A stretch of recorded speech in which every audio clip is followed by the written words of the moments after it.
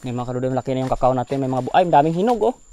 Mamaya balikan natin, kuhanin natin yung mga hinog ng kakao natin. Ayun oh. Dami pa lang bunga kakao ngayon. Tig kakao pa lang ngayon. So marami tayo kakao dito mga kadudoy sa kapihan natin. Hindi lang natin napawanan pa. Kaya pag may mga available na naman tayo na time, dami pa lang bunga oh. Hanggang doon yan sa kabila, hanggang doon sa doon may mga kakao tayo yan doon, daming bunga oh. Kailangan pala tukuhanin, dapat may kasama tayo. Pwede ito natin balikan at i-harvest dito kung ilan yung makuha natin. Dami palang bunga hanggang doon. Hanggang doon yan sa baba mga kadudoy, ikutin natin doon. Marami pala bunga ng kakao natin dito, hindi na natin pupuntahan. Tingnan mo hanggang doon oh, kahit mga maliit pala, may mga bunga pala ng kakao dito, ang dami.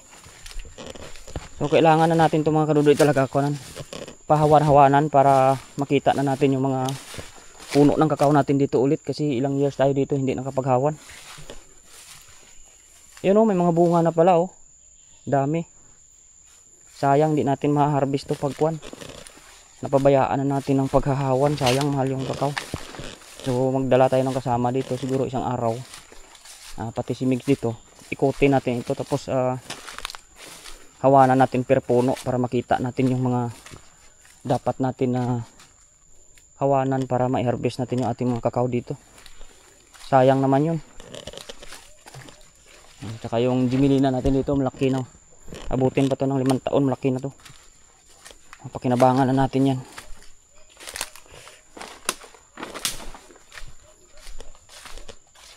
Ang kawayan natin mga kadudoy, hindi pa natin mailabas-labas. Tingnan natin sa summer yan kung kayanin yung sasakyan dito na maiakyat. So para magkaroon tayo ng kuwan, karoon tayo ng benepisyo dito sa mga kawayan natin. Sobrang dami, hindi naman natin pakinabangan.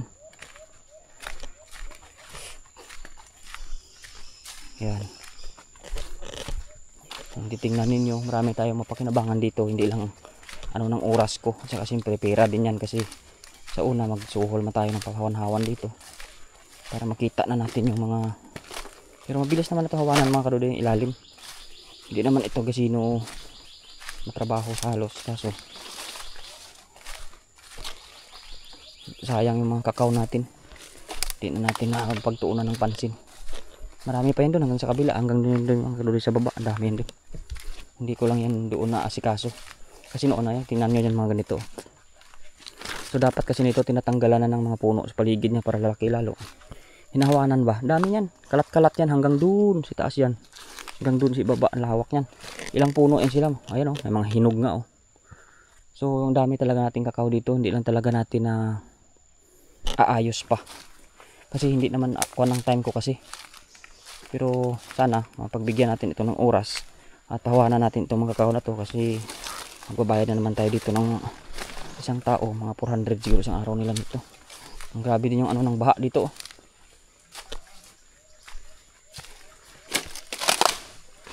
So ayan mga kadudoy, nakita na natin yung mga kakao natin, may mga bunga, ang dami, hinog.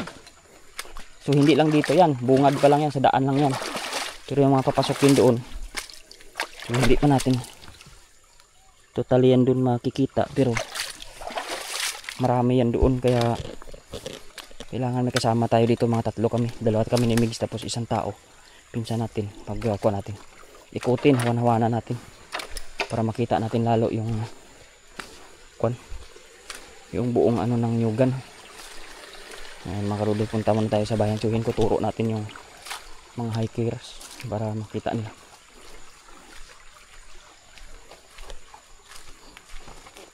Grabe, sayang yung mga tanim dito. Hindi ko na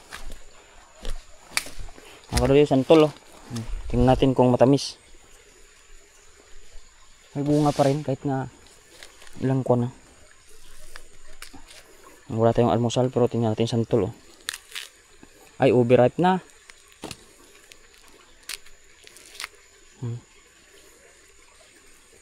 Overripe naman to. Tingnan natin kung masarap. Medyo maasim konti.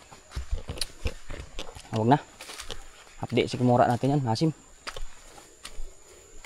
Yan dito mga kadudoy. Isa pang spot na ito na gusto kong pawanan, kakaingin. Pero sinasabi ko nga hindi na kinakaya ng oras. Maraming trabaho to. Pero sa summer kami nito magkita-kita.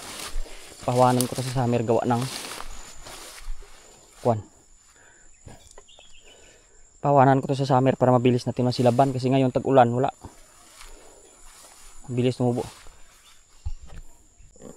Mga karudo, yung ating niyog dito madami na palang bunga. Tapos nalalaglag na dito sa puno na yung bunga niya. Hindi na natin naasikaso. Yan o, doon o. Yan o, nalalaglag dyan o. Hindi pa dito yan, meron pa doon. Yan o. Ang baba na sana, daming bunga dito pala o. Pero nalalaglag na yung mga tuling, tawag sa amin dito, lahin. Ayan o, nalalaglagan lang dyan. Wala namang kumukuha. Di natin maikupra-kupra, gawa ng mura.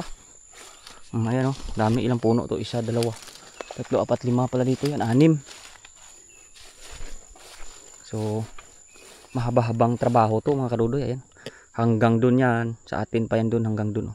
Sa ilog na yun, sa taas hindi na yun kasi ay pamahagi na yun dun, iba na ngayon yung may-ari dyan. So dito na lang tayo sa bandang ibaba nyan, sa kawayan na yun o. Pero marami pa rin dyan hanggang dun. Hindi pa biro na ano to mga karudoy, ipupundar kung baga ba. Talagang gagastos ka pa dito. Pero ay ito naman ay pagnahawa na sana at maging okay na. Okay naman na to, kaso kailangan mo talaga maglaan ng oras. Hindi biro dito yung magiging ko. Import mo kung baga ba. Talagang ang daming mga lahing ito natin, nalalaglag lang dito. Parang kung kuha layo kasi hindi ko man mabuhat-buhat mga kadudoy, karga tricycle kasi layo. Kung masusuhulan naman tao dito, hindi pa ano lang. So alam niyo ba yung stick na ito mga kadudoy? Ayan o, kita niyo yung stick na yan. Yan para sa paniki yan paggabi. Dito yun sila nag-aabang pag-ikon. Ang tawag sa amin na hampas, yung parang kunin mo lang ba, parang tawag dun, parang ganunin mo lang o, isa-isa yung paniki para lang makuha dito. So ayan, isa kasama pala natin sila sir dito, malapit na yan sila doon. Atid natin doon sa bahay ng tsuhin ko para alis pa yan sila, mag-hike pa doon, malayo pa yung puntahan nila. Tayo, balik na tayo, uwi tayo mamaya. At doon naman tayo dadaan sa kabila para makita natin yung daan doon. So dyan din mga kadudoy, marami din tayo makakawa dyan, meron pa yan dyan. Bukod doon kanina sa kabila. Kaya huganin natin dito, mga malalaki na rin. So marami mapakinabangan dito, kaso yung pagpapahawan yun yung kalaban natin. Hindi natin ito basta-basta makuhan talaga, maagad-agad. So kailangan natin ng oras talaga dito. Ayan, huganin natin, laki-laki na to yan, pero huwag natin gagalawin yan. Bigyan pa natin ito ng oras na lalaki. Kaya mga kaludoy, yung mga kahoy nga dito ng mga ligaw, pinapauling ko yan para mahawanan sana, kaso wala naman taong mag-uuling. Maraming ligaw dito eh, kahoy-kahoy na ligaw ba, wala namang pakinabang. So kailangan lang talaga dito ng oras.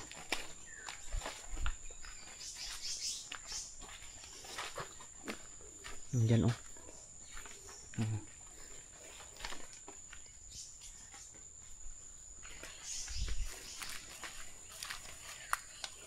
Ang marala. May agi doon ipagwa ha.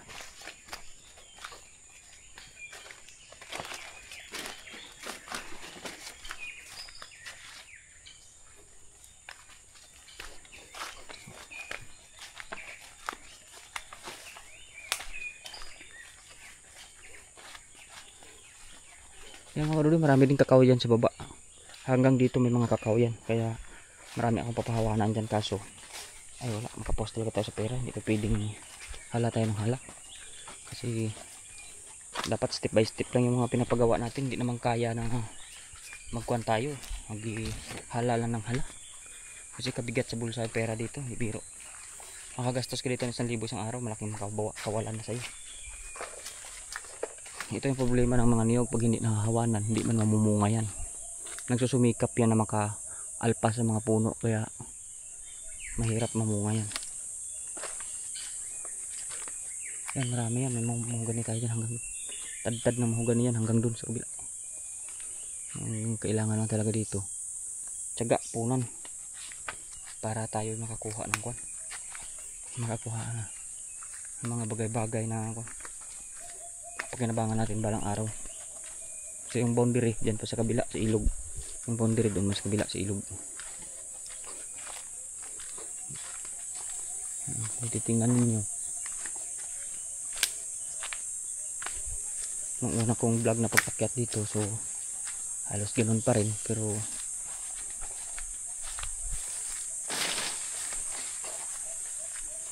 ano, dating mga kaluday, ito yung nililiguan namin ng araw dyan sa baba dyan. Kawa tawag namin. Pero lumiit na ngayon, parang noong araw malaki naman tong kawa.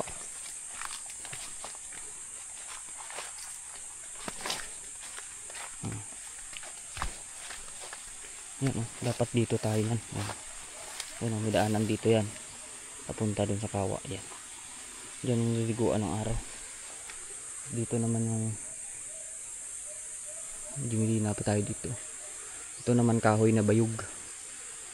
Yan, so dito na tayo bandirin natin sa ilog. Medyo mabagal-bagal ang ating mga kasama rin. Tayo na natin dito sa ilog.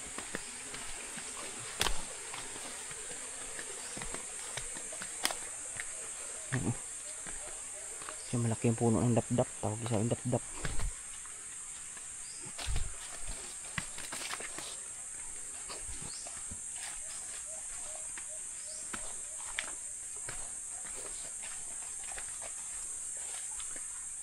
Yan o.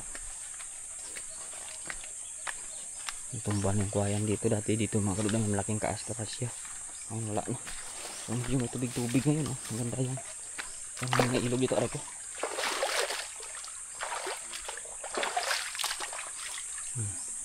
Ito yung mga boundary yan mga kaludang. Dito tayo niya. May muhon dyan o. Tapos hanggang dito. Doon. Pabalik doon sa pinakakuan sa bungad ng mais natin. Layo ano. May mga kapi pa nga dito sa lulo ko ng araw o. Tayo din naman yung mga kapi dyan sa ibaba. Ay dami mga kaludang ayusin. Hindi ko alam kung paano. Sa mga kapatid ko to, hati-hati na kami dito yan. Si Jingjing, si Migi, Mama.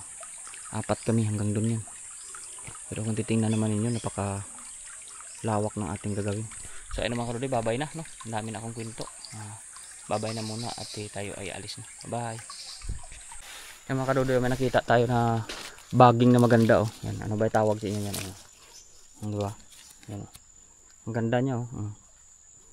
Ano na tawag ya? Saging-saging? Hindi. Ay, hindi tanano. Ha?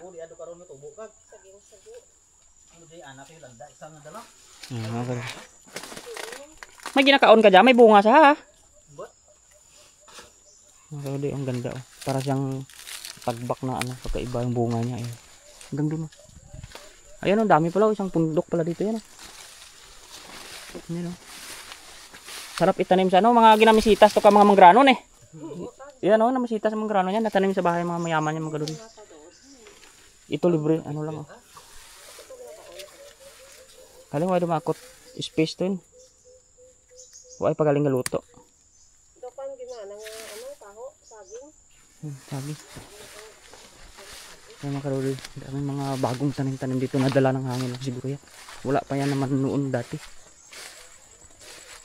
Ayun o, marami pa nga doon. Hanggang doon o. Para silang mga bulaklak, sarap i-tanim sa kuwan mga kadudoy. Baka may mag-order sa inyo niyan. Dadalhan ko kayo, marami yan o pantanim sa bahay. Pwede na berigya ka online niya kag.